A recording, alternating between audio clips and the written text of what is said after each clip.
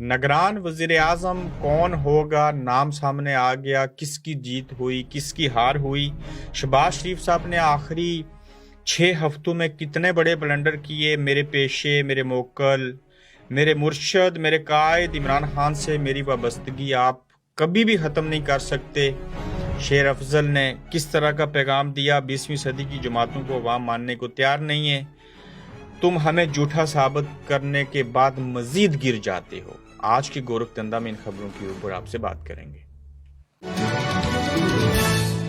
अस्सलाम वालेकुम, आप देख रहे हैं गोरखधंधा अबरार कुरैशी। आपसे मैं हाथब हूँ। आज अपोजिशन लीडर राजा रियाज साहब ने बिलाखिर ऐलान कर दिया कि निगरान वजीर आजम कौन होगा।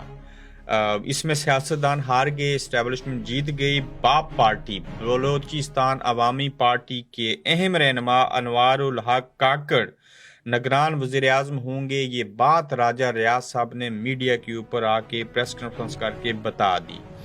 अब जरदारी साहब की बात भी नहीं मानी गई, नवाज शरीफ साहब की बात भी नहीं मानी गई। वो इसहाक डार और किसी और को गिलानी जलानी साहब को बनाना चाहते थे।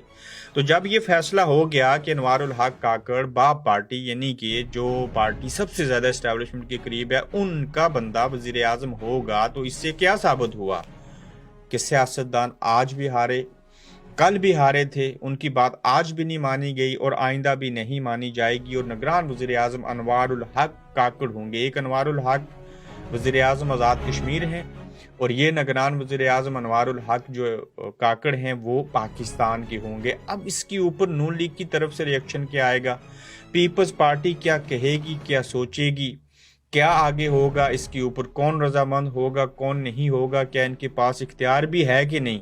जिसके पास इख्तियार है वो तो साबिक वज़ीर आज़म होगी शहबाज शरीफ साहब, वो तो कुछ बोलेंगे नहीं। तो निगरान वज़ीर आज़म अनवारुल हक काकड़ साहब का नाम राजा रियाज साहब ने दे दिया है। बा पार्टी से हैं, बलोचिस्तान से हैं। एक अच्छी बात है बलोचिस्तान से भी होना।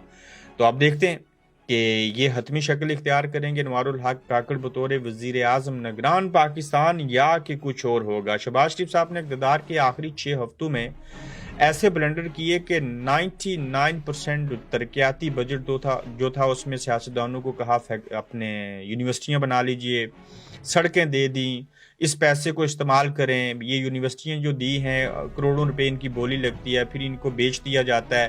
तो क्या तुक बनती है कि आप सियासतदानों को जो है वो यूनिवर्सिटीज़ अलाट करें 5, 6, 2, 4 और उन यूनिवर्सिटीज़ को वो आगे बेच दें और नाम इस्लामाबाद का हो, यूनिवर्सिटी आप कहीं और जाके बनाएं। इस मुल्क में तालीम बिकी, इस मुल्क में सियासतदान बिकी, इस मुल्क में अदलिया बिकी, इस मुल्क में मीडिया बिका, इस मुल्क में यूनिवर्सिटियाँ बिक गई।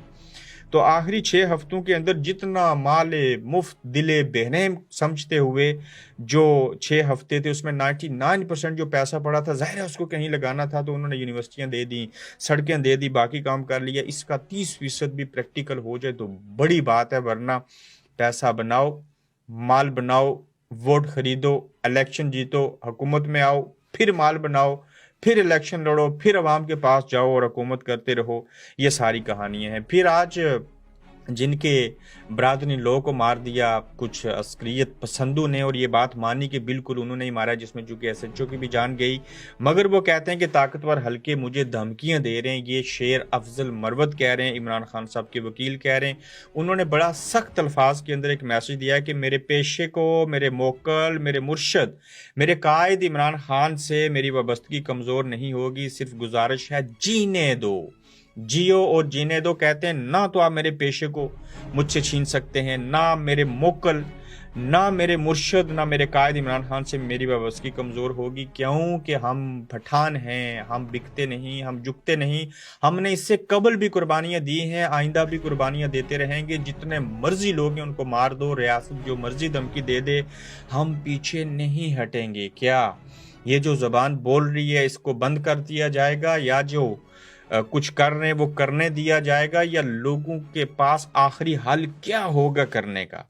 फिर कहा गया तुम हमें झूठा साबित करके मजीद गिर जाते हो, और जब आप एक हरकत करते हो नीच किस्म की तो हम सोचते हैं कि शायद इससे आगे कोई हद नहीं होगी, लेकिन आप फिर उसके ऊपर एक बहुत बड़ा ब्लंडर करते हो और इतनी हदें पार करते हो, इतनी नीच हरकत करते हो कि गिरते ही जा रहे हो। और इमरान खान के मुकाबले में और कितना गिरोगे। अली नवाज जो हैं انہوں نے یہ بیان دیا ہے کہ ہم ہر بار دیکھتے ہیں کہ اب حملہ ہو گیا عمران خان کے اوپر، پھر دیکھتے ہیں کہ پھر ایف آئی آر نہیں ہو رہی، پھر دیکھتے ہیں کہ اس کے بعد ذل شاہ مر گیا، شہید ہو گیا، پھر اس کے بعد ارشد شریف جیسے لوگ اس سے پہلے چلے گئے، ہزاروں کارکنوں کو پکڑ لیا، 9 مئی کا ثانیہ ہو گیا، عمران خان کو جیل میں ڈال دیا، اس کو جیل میں ڈالنے کے بعد وکیلوں کو پکڑا جا رہا ہے، وکیلوں کے برادر لوگ کو مارا جا رہا ہے، سب چیزیں ہو رہی ہیں، عمران خان سے ملنے نہیں دیا جا رہا، گھر سے کھانا نہیں بھجوا سکتے۔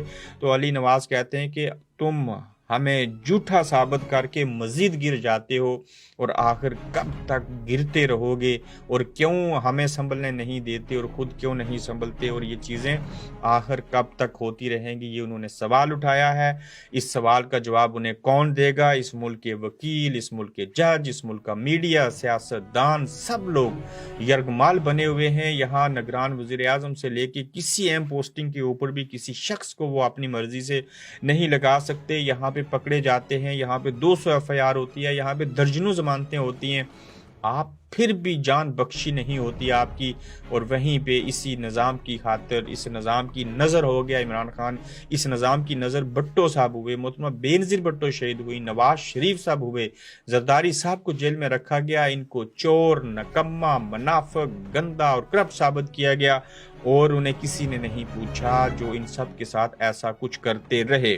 20ویں صدی کی جماعتوں کو عوام ماننے کو تیار نہیں، دیکھی جو بچہ 2001 میں پیدا ہوا، آج اس کی عمر 23 سال ہے، یہ ینگ جنریشن ہے، اس نے کبھی نہیں دیکھی وہ محفلیں، وہ حالات، وہ لوازمات، یہ اینڈرائڈ فون کی پیداوار، یہ جدید ٹیکنالوجی میں پیدا ہونے والا 19ویں صدی کی جماعتوں کو نہیں مانے گا، اس کو کوئی پتہ نہیں روٹی کپڑا اور مکان، اسے کوئی پتہ نہیں اور نظریہ، ہر الیکشن میں مینیفیسٹو تبدیل ہوتا ہے، اس ملک کے اندر نئی جنریشن جو ہے اس کو ایک نظریہ، اس کو ایک سوچ، اس کو ایک ویژن چاہیے، وہ سمجھتے ہیں کہ کون اچھا ہے کون برا ہے، اور پرانی جماعتیں اس نئی جنریشن کو متاثر نہیں کر سکتی۔ دنیا کا واحد ملک پاکستان ٹھہرا تھا جس کی آبادی کا 60% حصہ یوتھ کے اوپر مشتمل ہے، اور یہی وجہ ہے کہ عمران خان نے رائٹ ٹائم کے اوپر صحیح کام کرتے ہوئے اس یوتھ کو اپنی طرف اٹریکٹ کیا، متاثر کیا، سوشل میڈیا کا استعمال کیا، چاہے وہ منفی تھا چاہے وہ مثبت تھا، جیسے